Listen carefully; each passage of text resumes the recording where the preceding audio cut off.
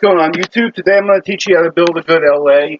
First step I've got is I've already cooked my Italian sausage, and I basically got my heirloom tomatoes chopped up, heirloom and cherry tomatoes in with the drained sausage, and I'm mashing it in and I'm cooking it in with parsley. So the fresh parsley and the Italian sausage, the hot type, and the heirloom tomatoes, basically the cherry tomatoes cut into pieces, are being cooked in this beginning stage. And then I'm going to basically get it ready for the cheese mixture. And see, I got my shells here, and we're going to get into a discussion of cheese. And, you know, I'm cutting corners a little bit. I got my sauces here. I got my spinach I'm going to add when I put the sauces in there. I'm going to let the spinach cook. So basically, we're going to talk about the cheese mix. And the absolute best way to make a cheese mix is to use a little bit of every type of cheese.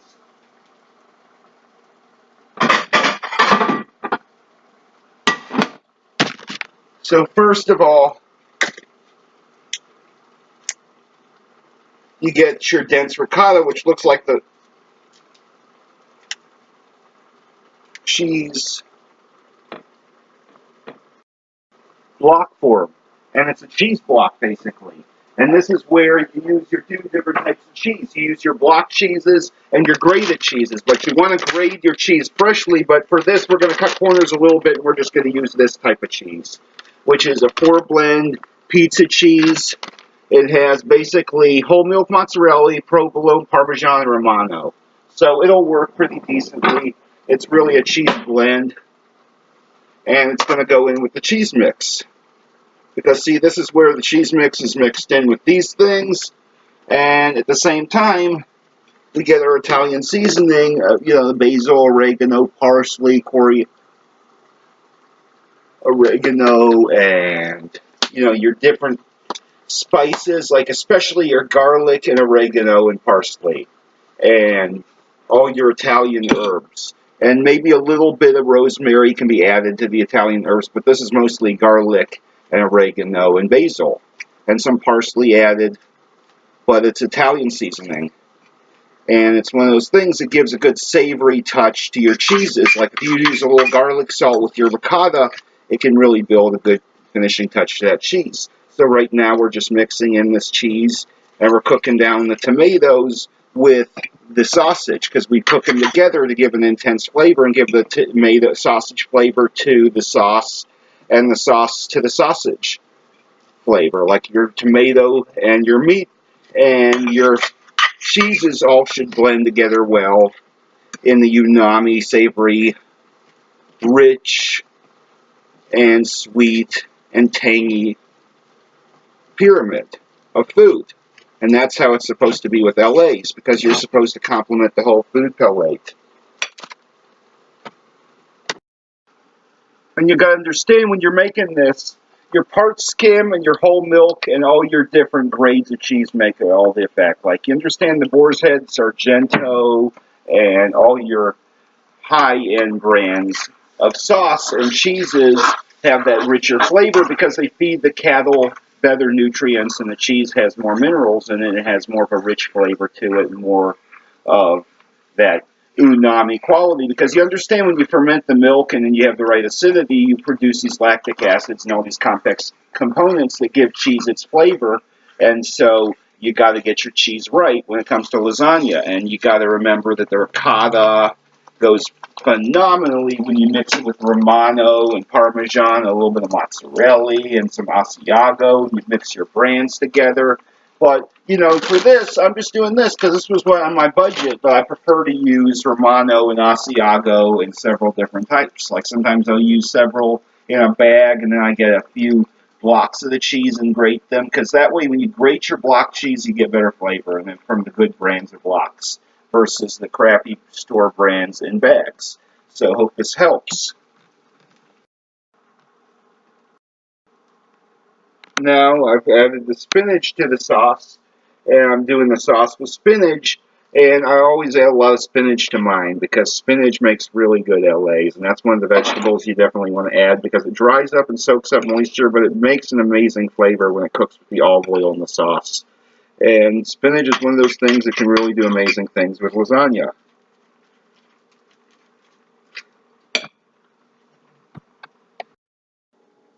Now it's layer time.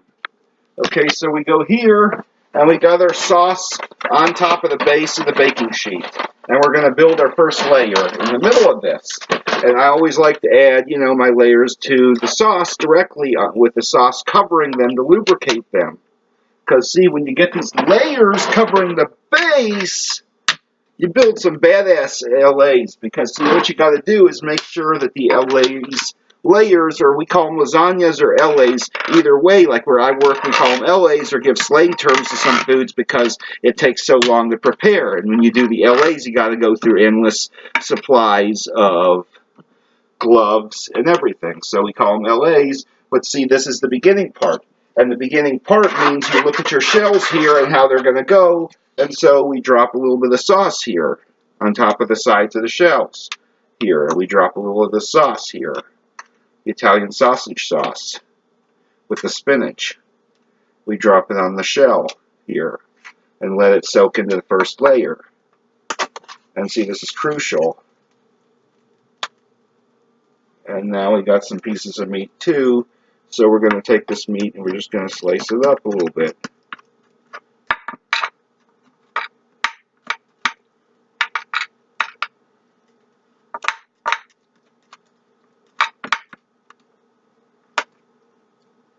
We're going to break it up. The meat is going to be broken up and added with the spinach and the sauce, because that combination really builds a great layer in an LA. But you got to make sure your things are all balanced out. See, people want meat to be dispersed evenly in your sauce. And they want to have a sauce that has some savory meat flavor, and it has some cheese with it, and you have some tomato bits, and you have a little of everything in it. Because then you can have a zesty kind of Italian flavor with the Mediterranean style of cooking. And so, this Italian lasagna, we're going to get some more Rinaldi, because I'm using Rinaldi in extra flavorful ragu. And I'm cooking a little more Rinaldi, and with the Italian sausage, I'm cooking it down a lot. Let's see, with the first layer here, this isn't even close to done, but we're cooking down the sauce. And see, we're cooking down the sauce because basically in this video, you want to get your layers done slowly. Like you do the first layer, put some sauce on top of the dry noodles, it's wet sauce, and just let it soak in them over time, and then it'll set. And then you throw your cheese mix on there, and depending on the fat and the lean content, it'll form and kind of melt and spread, and it'll form definite layers. And so you got to think of how your LA is going to bake and your moisture levels so it doesn't get too runny or anything. And vegetables can be a hit or miss. What you want to do with the vegetables is make sure that they are roasted in olive oil before adding them to your sauce, so they can get taken and olive oil can replace the moisture in it. And you might want to roast stuff in olive oil and then add it to your sauce.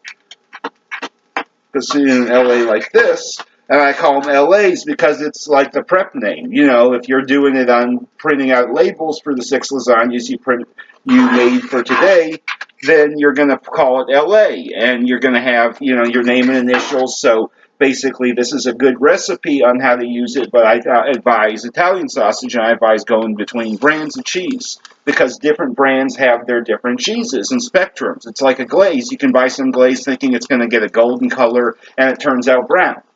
Cheeses can be like that, where you think it's mozzarella, and it tastes like American or cheddar, or, just a bland cheese. And so you got to understand the fermentation process and everything, because I personally really like Romano and Parmesan and ricotta mixed together.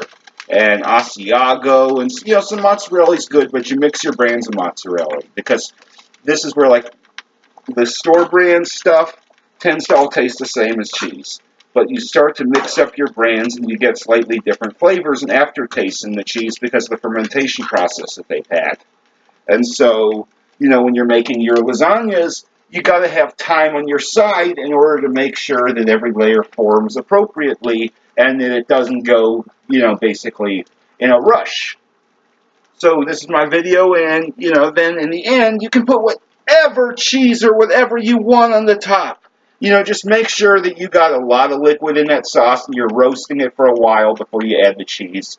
And then you cook it for a while, maybe 10-15 minutes at 450, but you're always checking it, moving it around. And what you're doing is always adding sauce, but you make sure that it cooks for a while.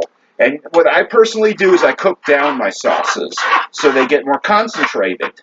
And that way you have more of a concentrated tomato flavor with the tomatoes, like the cherry tomatoes and the heirlooms, give intensity to it.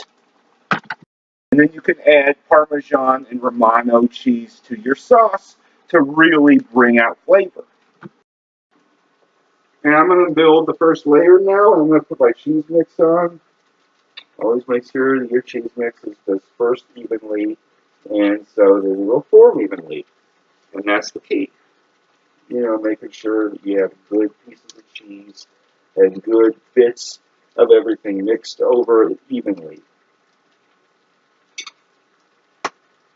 Because the cheese will build a good body to this lasagna and give it good flavor as it spreads out with the ricotta and Romano and the Parmesan and these herb mix. And see, what can be really good is to get some garlic, salt, and oregano and parsley, and you add that with an egg and some Romano and ricotta, but the ricotta first with the egg. And then you whip it up with your Romano and mozzarella and Parmesan and your herb mix. And that's the best way to build a good lasagna, because then, you get your cheeses part skim and whole and different types of cheeses from different brands, and your whole ones that taste the best whole. And then the ones that can be good for part skim because they're not getting too greasy in the lasagna, making the shells just like oily, because you don't want that.